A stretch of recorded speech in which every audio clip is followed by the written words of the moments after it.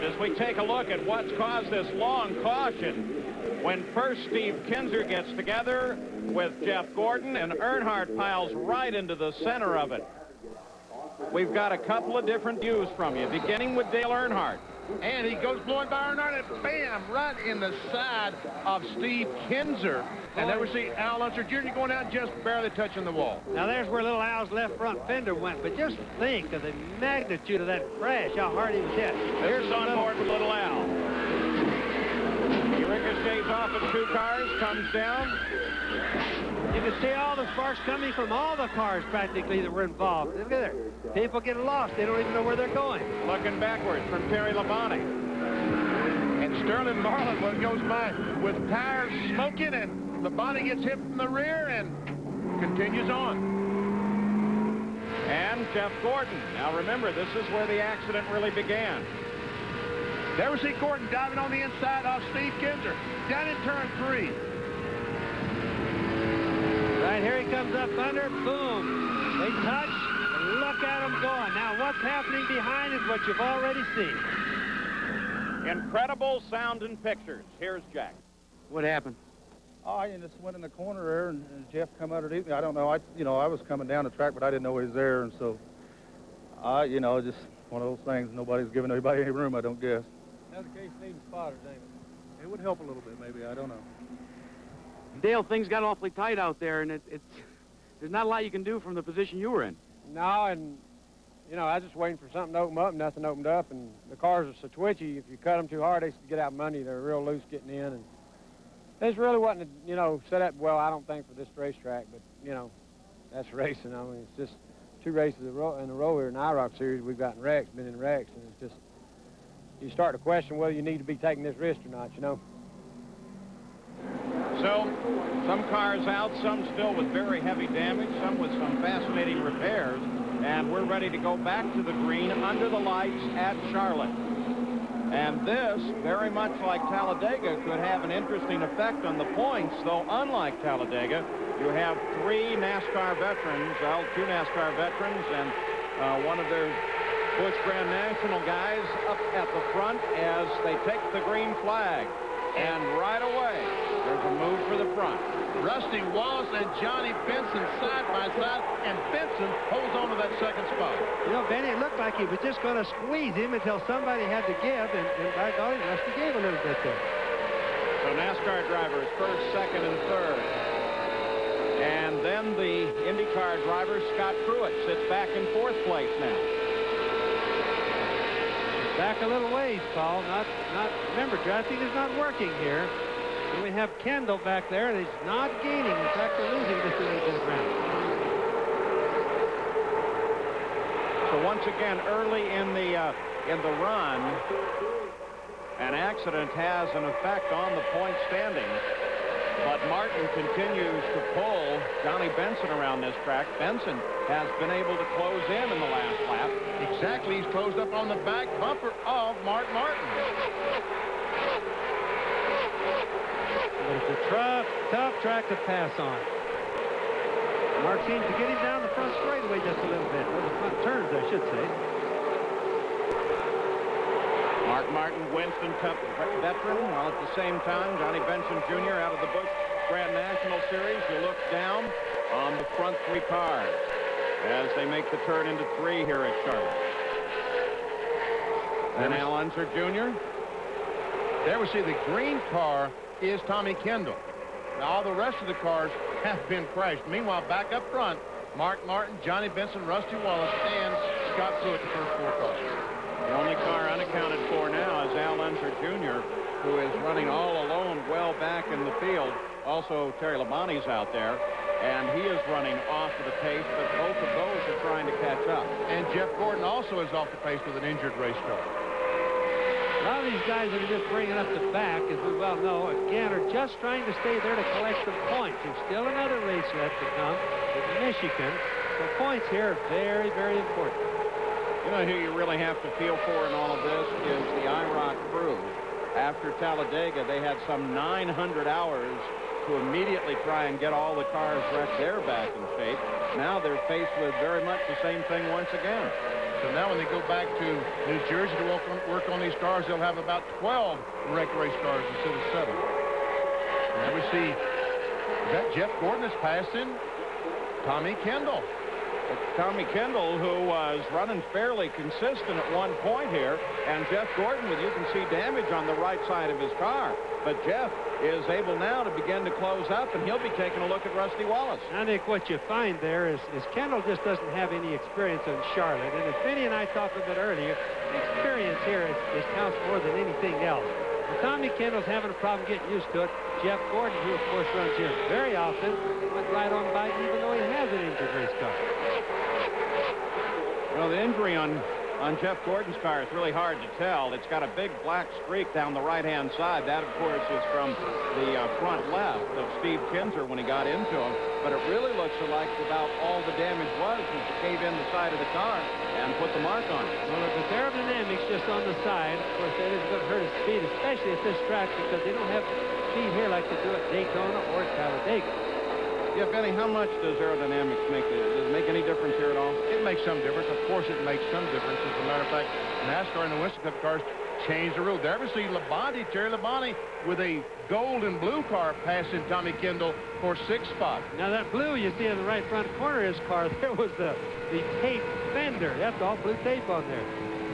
So the tape special of Terry Labonte moves out and around Tommy Kendall, who is struggling to learn this track as fast as he can. He was not among the group that we watched practice here last night when they had a special nighttime practice for the IROC competitors. Most of that time, by the way, spent trying to figure out exactly how to get the cars handling here. And you want a good example of the Dale Earnhardt style of intimidation? Everybody was complaining about running the car, so Earnhardt finally came out, climbed in it, took a couple laps, climbed out, looked at the other guys, waiting to hear what wisdom he would impart on how these cars could be corrected, and he said, perfect, walked away. Now look at all the tape on that red and blue tape on Labonte's car there. He's really injured, but now that type of aerodynamics thing won't hurt that car very much because it's still got an even body flow going on. Whereas you look at little Al, he's got a left front fender almost gone. Now that's really slowing it down. That's like trying to push an umbrella through the air. So the stock car drivers are dominating here at Charlotte with 3 stock car drivers in the top 3 spots. We'll be back. This change with regard to position to Scott Pruitt, you see him right there, has begun now to close in on Rusty Wallace. Now we have of the 12 that started, 4, Kinzer, Robbie Gordon, Sterling Marlin, Dale Earnhardt are out of the run. And of the 8 left, 2 of them are IndyCar drivers, so Al Unser Jr. is not really in the fight. He's trying to collect points. And 1 road racer, Tommy Kendall. Everybody else is from NASCAR. And we look back from Rusty Wallace's car at Scott Pruitt, and I tell you, Pruitt is trying so hard to catch Rusty Wallace. Coming off turn 4 a moment ago, he was up in the gray area, 4 or 5 feet out of the groove, but trying to catch Rusty Wallace. And it looks like he is catching him. Yes, he's been gaining on it, Benny. I've been sitting clocking in between, and they're really gaining. Rusty sees that rose-colored car. Look at the rose-colored car right behind Pruitt. Scott Pruitt has been doing well in the IROC this year. He really has been doing a terrific job. And if you look back behind Pruitt, another car that's closing in is that of Jeff Gordon. There's Wallace, there's Pruitt.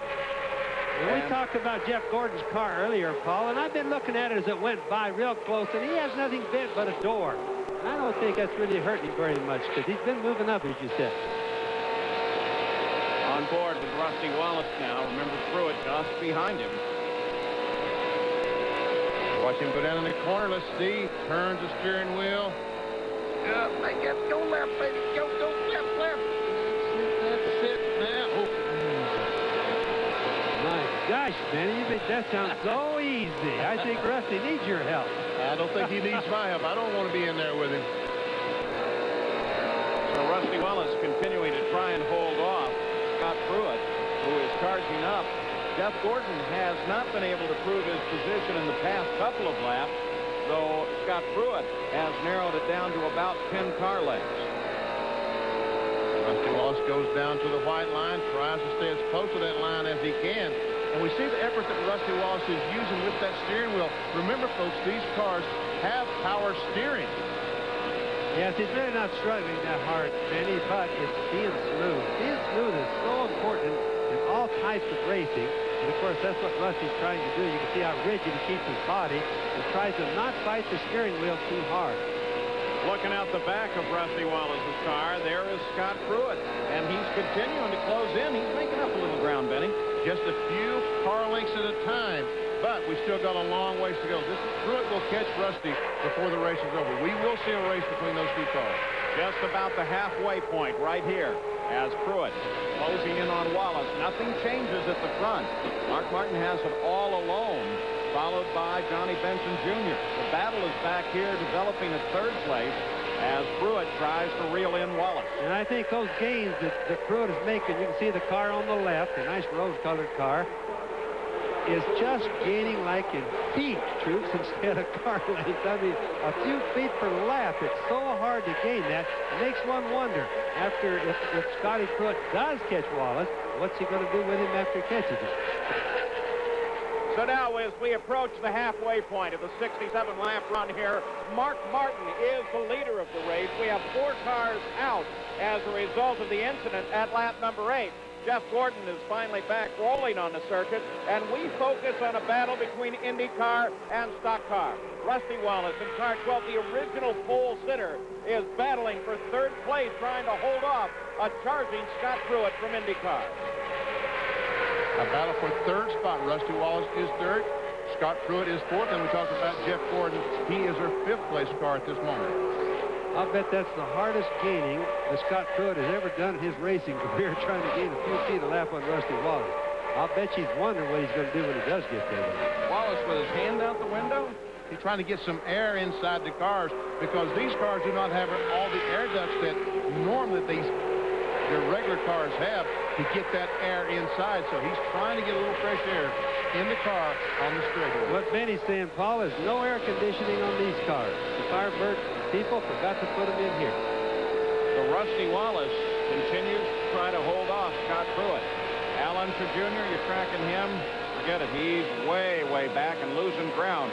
Also, Tommy Kendall doing the same thing. You see that red switch on the instrument panel of Rusty Wallace's car?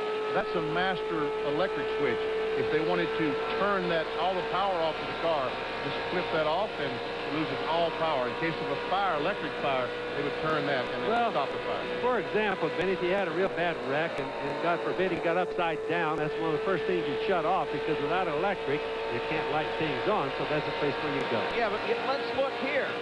Now, Rusty's on his way down the backstretch, turning into 3, but the lights just went out on a section of the track coming out of 4. Let's see how much effect it actually has. They did go out. There's a section all along that new grandstand that Charlotte Motor Speedway put in last year. All the lights are out. But, guys, if you look at the racetrack itself, it isn't bad. And as many laps as they've turned here already, they're going to get through there all right. Now, the big question is, are more lights going to go out? That could be the problem.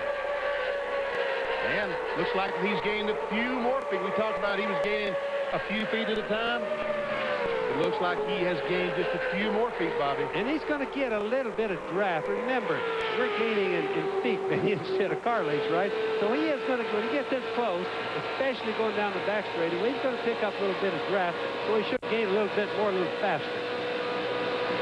Rusty Wallace still in third place. Mark Martin, the leader of this run. And the IndyCar battle focuses between Scott Pruitt and Rusty Wallace for third.